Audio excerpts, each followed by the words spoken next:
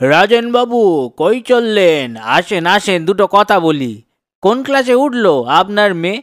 কি যেন নাম, বেশ কথাকলি। ওর হলো এইবার ক্লাস 8। পড়াশোনা কি করে কে জানে, পাসটা তো করে গেল প্রতিবারই। আমায় তো মানে না, মাকে মানে। হেলায় হেলায় বেশ ক্লাস কটা গেল, ওই পাস ফেল না থাকলে যা হয়। এইবারে চিন্তা যে কি করবে মেয়েটা, মনে মনে কিঞ্চিত ভয় হয়। আরে ভয় পেও না, সব ঠিক হবে। তুমি জানো স্কুল কেন হলো আর কবে? আগে ছিল পাঠশালা, গুরুকুল।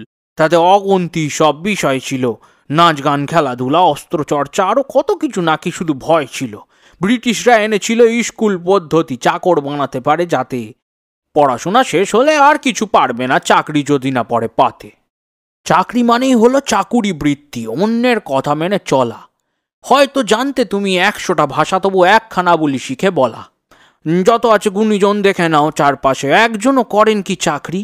হ্যাঁ, রবীন্দ্রনাথ তো স্কুলও যাননি, এলেমটা দেখেছেন আপনি? স্কুলে গড়া হয় রোবট, যাতে মালিকের কথা মেনে চলে। যেই কেউ চালিয়েছে নিজের মাথা, ব্যাস কোম্পানি চলে যেতে বলে। নিয়মটা বড্ড গোলমেলে ভাইটু, 15টা বছর কি শেখাবে?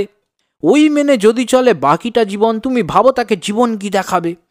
পয়সার শিক্ষাটা মুখ্য এখন, যেটা স্কুল কোনোদিন শেখাবে না। দুনিয়াটা আসলে ঠিক কিভাবে চলে সেটা পুঁজিপতিরা কবু দেখাবে না। ইন্টারনেট আছে, নিজে নিজে শিখে যাবে, স্কুল নিয়ে অত ভেবো না। কিনে দাও বই, যাতে জ্ঞান বাড়ে পৃথিবীর, ডিগ্রি মুখ্য তা তো মেনে নেব না।